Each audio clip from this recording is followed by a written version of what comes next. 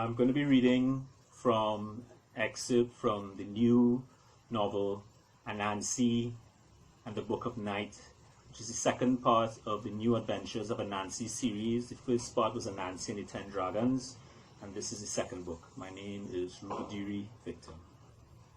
We begin. Once upon a time, when animals used to speak. Chapter 1. Another disappearance. Anansi stood inside the square made by the yellow tape tied knee-high to the surrounding broken branches. A white, dusty outline lay on the floor in front of her.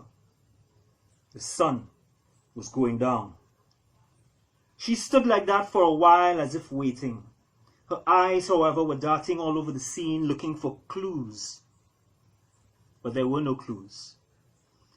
An animal that was once an animal was now an outline in dust.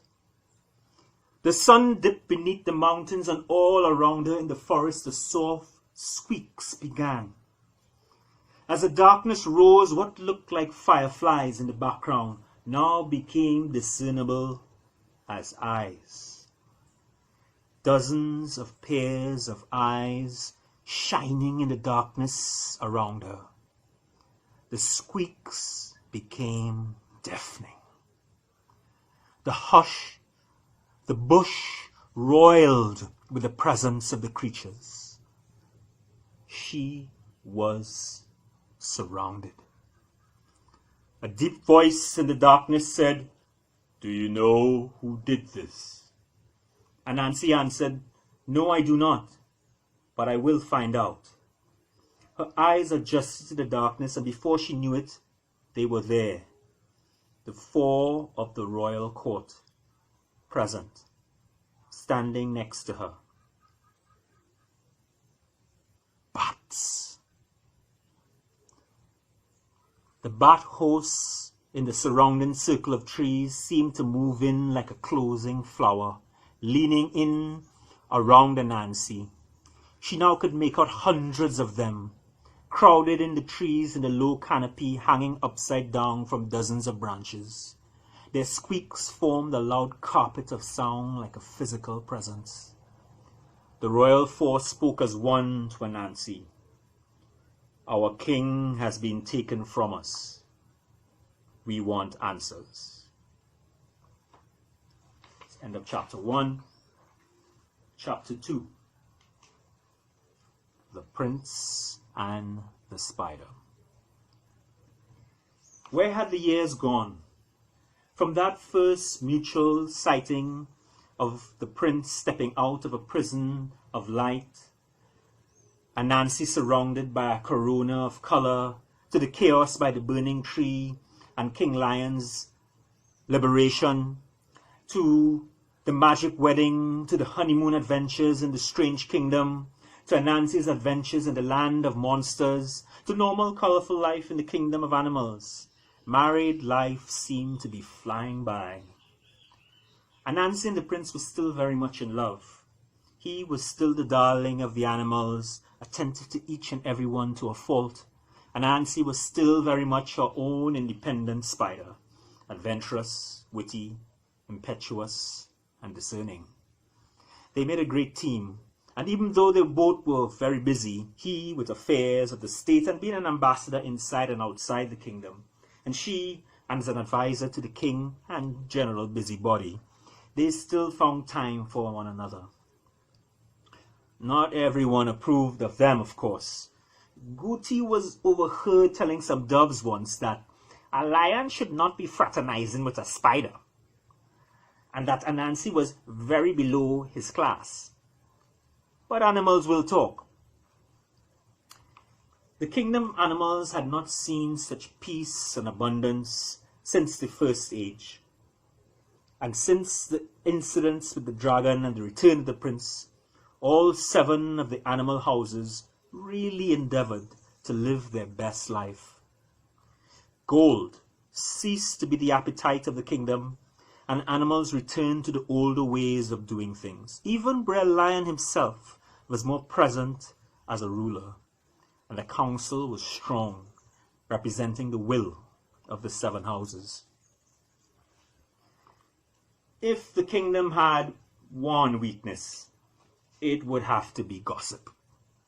None were more to thank for this than the Bacchanal crew, now led by Guti. Guti commanded the crew like a small army, and they were responsible for some of the most outrageous gossip to ever pass through the kingdom. Guti herself was so brilliant in her storytelling that many times animals did not even know if lies featuring they themselves were true or not. I really do that in truth? They would ask themselves, scratching their heads. Guti herself was such a flamboyant, charismatic character that many animals indulged her brazenness. The other thing of note was the reappearance of Tiger Cat. After his humiliation by the dragons, Tiger Cat had recovered and was soon back to his megalomaniac self. His various fan clubs, even though less described than before, were still numerous and did not make humility easy. Guti and the crew, in fact, were still his greatest cheerleaders and kept circulating many stories about Tiger Cat's prowess and growing lists of accomplishments. However, this period of peace now appeared to be over. King Bat was missing, or worse. The Bat colony had called Anansi even before they had called Commissioner Bull, or Brer Dog and his family. Anansi, after all, had found the prince all those years ago, although some now disputed this. The disappearance, or worse, of one of the monarchs of the small houses was cause for worry. It was worrying enough for King Brer Lion to call a meeting with Commissioner Bull, Brer Dog, and Anansi in the small council chambers. Anansi said she could find no real clues. The commissioner reported the same. The only clue, the strange thing, was the outline of dust. Had King Bat been burnt? But then, why would it just form an outline? Was the kidnapper leaving a code, mocking them?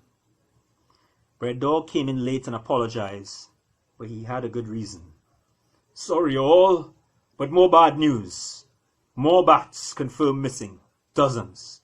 Same circumstances. Brer Dog had left his family poring over the scene of the vanishings. Anansi came home from the meetings shaken, but tempted for once to do nothing. Commissioner Bull was competent enough to handle a matter like this, as was Brer Dog and family. Besides, she was feeling the wanderlust again. All her adventures in strange lands had whet her appetite to meet new animals and creatures and see new things. A trip with her husband might just be the thing. She touched the amulet, the ancestral amulet around her neck that protected her from enchantment, a trophy from adventures in the land of monsters. She heard her husband approaching the den. He knocked and came through the door, and they embraced. Before she could say anything, he said, "Bad news, darling. A mission from the Council of Elders, and he may be gone a while." "What? Where?" "Unfortunately, I can't reveal any of the details. Trouble in a distant land. It's serious. I have to pack and leave now. There's some urgency." He kissed her on her forehead, and they remained holding one another for some time, this lion, this spider. She said, "The council need to get some other animal to do their dirty work." They laughed, and she let him go. The prince moved to start to pack his satchel. He said, "They have their hands full. The bees have started disappearing." Anansi laughed. "No, dear, it's the bats." King Bat disappeared, and then dozens more had just been reported vanished tonight. The prince looked up from her packing and said, "No, darling, it's the bees.